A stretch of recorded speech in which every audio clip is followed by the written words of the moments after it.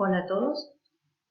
En este video lo que vamos a hacer es aprovechar la información que nos brindan las distintas derivadas de una función para poder analizar su crecimiento y sus cambios de concavidad.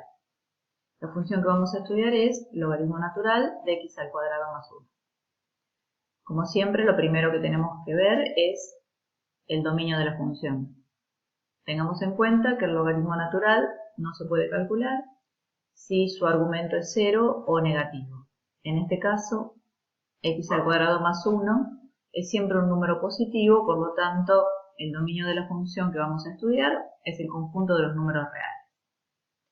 Luego, calculamos la derivada primera teniendo en cuenta que es una función compuesta, por lo tanto, vamos a aplicar regla de la cadena y vamos a encontrar esta expresión para la derivada primera.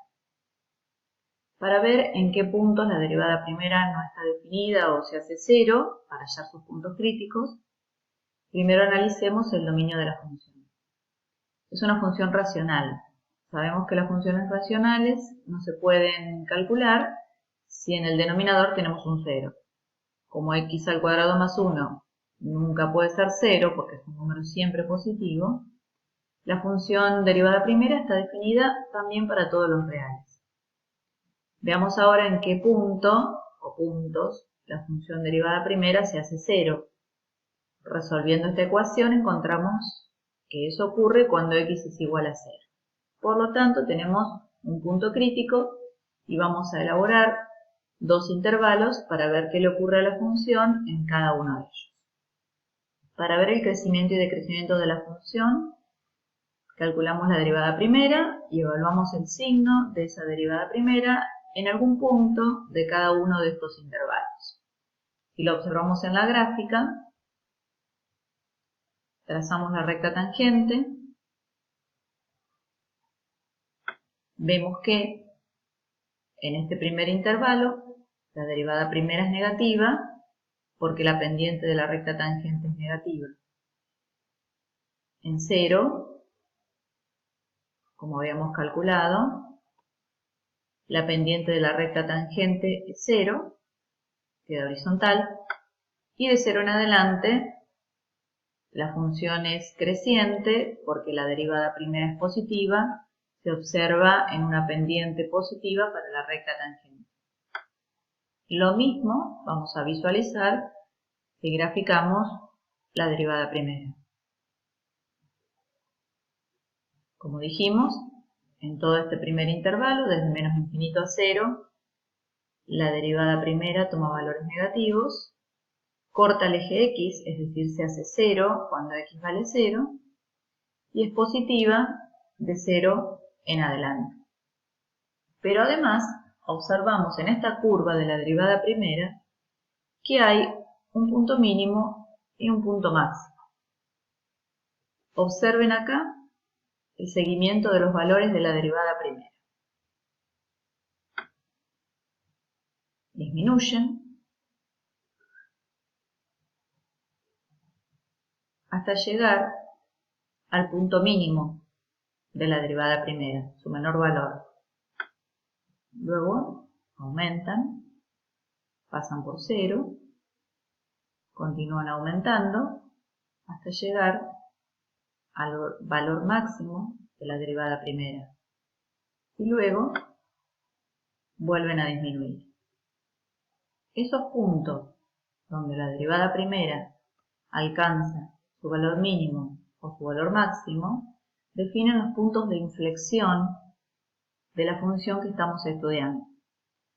Un punto de inflexión marca un cambio en la concavidad de la función. Fíjense que la recta tangente en todos los puntos de este intervalo hasta llegar al menos 1 queda por encima de la gráfica y su valor va disminuyendo. Luego que pasamos el menos 1, en esta zona, la recta tangente queda por debajo de la gráfica y su valor va aumentando. Después que pasamos su valor máximo, otra vez la recta tangente queda por encima de la gráfica y va disminuyendo su valor. ¿sí? Teniendo en cuenta esto, la curva que estamos estudiando para deducir los puntos de inflexión es la curva de la derivada primera. Y si queremos estudiar la curva de la derivada primera, lo que deberíamos hacer es hallar su derivada. La derivada de la derivada primera es la derivada segunda. Marquemos la gráfica de la derivada segunda. Como vemos, la gráfica de la derivada segunda corta el eje x en menos 1 y en 1, es decir, la derivada segunda vale 0 cuando x vale menos 1 y cuando x vale 1. ¿Por qué la derivada segunda vale 0?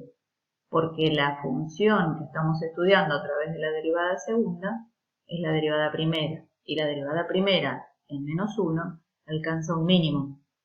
Y sabemos que la derivada de una función va a valer 0 cuando esa función tenga un mínimo o un máximo.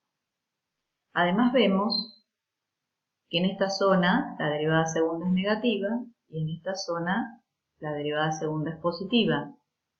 Eso lo asociamos a lo que veíamos recién respecto del decrecimiento de la derivada primera. Si la derivada primera es decreciente, su derivada es negativa. Luego vimos que a partir del menos 1, la derivada primera comenzaba a aumentar su valor hasta llegar al 1. Como está aumentando su valor, la derivada primera es creciente, por lo tanto, la derivada segunda es positiva. Del 1 en adelante, la derivada segunda es negativa porque la pendiente de la recta tangente comienza a disminuir.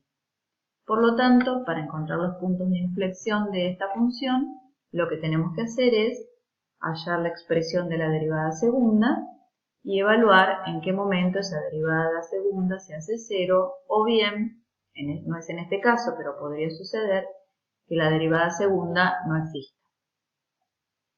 En este caso la derivada segunda está definida para todos los reales, porque si observamos el denominador nunca puede ser 0, pero sí, como anticipamos, la derivada segunda se hace 0 cuando x vale menos 1 y x vale 1. Por lo tanto, establecemos los tres intervalos, desde menos infinito a menos 1, de menos 1 a 1 y de 1 en adelante, y observando el signo de la segunda derivada, deducimos cuál es la concavidad de la función. Por último, registramos que los puntos de inflexión que tiene esta función son menos 1 y la imagen correspondiente al menos 1 siempre con la función original, que es la que estamos analizando. Reemplazando por 1 nos queda el logaritmo natural de 2 y el otro punto es cuando x vale 1 y lo mismo evaluando el 1 en la función original nos queda que su imagen es logaritmo natural de 2.